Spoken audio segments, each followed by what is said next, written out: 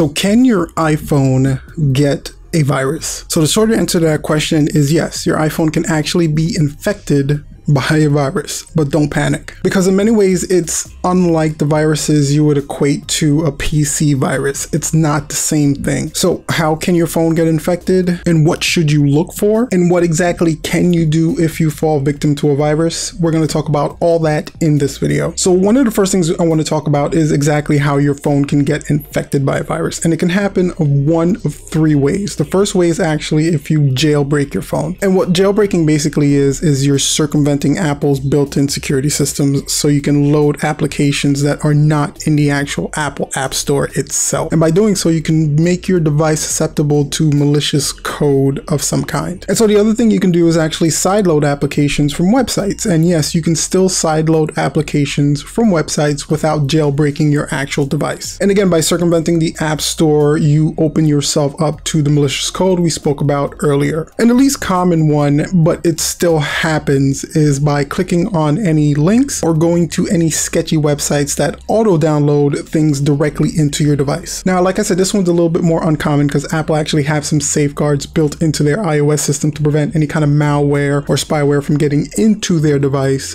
but it's not 100%. So if you're doing unsafe things and downloading things directly into your device, you're putting your data at risk. Like, you know what they say, the biggest vulnerability to any system is the user. So what exactly kind of infections should you actually be worried about? What kind of infections can your iPhone actually get? One of the first ones is going to be spyware. And spyware is basically just a hacker being able to see everything you do on your device. So it can see the communications back and forth via text messages, emails. You can also see some keystrokes. It can basically just watch everything you do on the device and collect that information and use it for malicious reasons. The other thing is injecting malware directly into your device. And what malware does is it basically just hijacks your browser session. So if you're planning on going to a specific website, they can redirect you to basically any website they want. And by doing that, they can lead you to a phishing website that's sole purpose is to get you to input your information so they can grab that information and again, use it for malicious reasons. Now, again, I always like to say, keep in mind that iOS is a very closed system and a very secure system. So it's very unlikely that your device is going to be hacked or infected with a virus,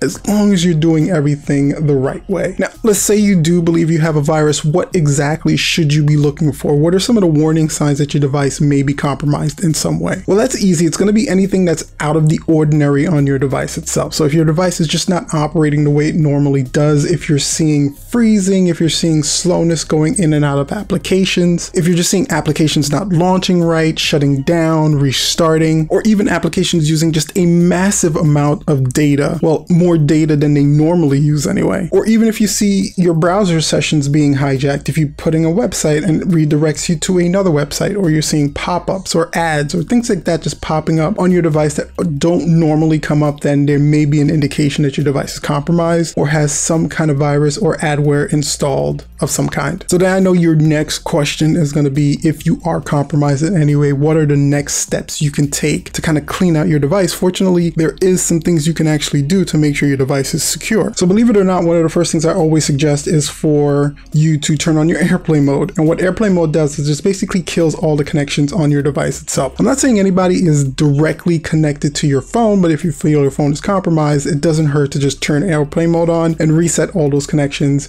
And then your next step, there are any updates available, go ahead and install those updates. Updates are actually pretty cool when it comes to compromised devices, because what they do is they install and reset basically everything in your phone, and they even do a reboot on the phone itself, which is extremely valuable when you want to update your system and make sure it's secure. So the next thing you want to do is, if your problem is with a specific application or is happening when you've installed a specific application, go ahead and just delete that app, reboot your phone, and see if your phone starts functioning as normal. It could just be the application that's causing the problem. Now, if the issue is with your browser sessions being hijacked, you're being redirected to sites that you don't know, you're getting pop-up ads, or you're just getting different pop-ups that you don't know or you're not used to, then you just want to go ahead and clear the cache on your browser itself. Now, if you're using Safari, it's really easy to clear the cache. You're just going to go into your settings. You're going to scroll down to the Safari app, and then you're going to tap on the clear history and website data. Make sure that's highlighted, and then just clear all that information out. And it actually does a pretty good job of just getting your browser completely back over to your control. That way there's no cookies or anything saved within the browser itself. Now, if you're using Chrome or Firefox as your browser of choice, I'm going to make sure to include in the description of this video how to clear the cache on those specific browsers. So you can go ahead and go into the description and it'll show you how to do that. One of the other steps you can take is just by resetting all your content settings that are in the iPhone itself. And you do this also just by going into your settings. So it's going to be settings, general, then reset, and then you're going to select the erase all content and settings option. Reset that completely, reboot your phone, then give it another shot to see if everything is running as it's supposed to be. If it is, then you're good to go. If it's not, then your next step is probably going to be restoring from a clean backup. Now, you want to make sure that this backup is clean and it's before any of your issues started. This is why it's always a good idea to back up your devices, people, because you want to make sure if anything goes wrong, you have something clean you can go back to that's not going to cause you any issues. Now, there are some antivirus applications that you can download for the iPhone, but I've never really had any luck with them. I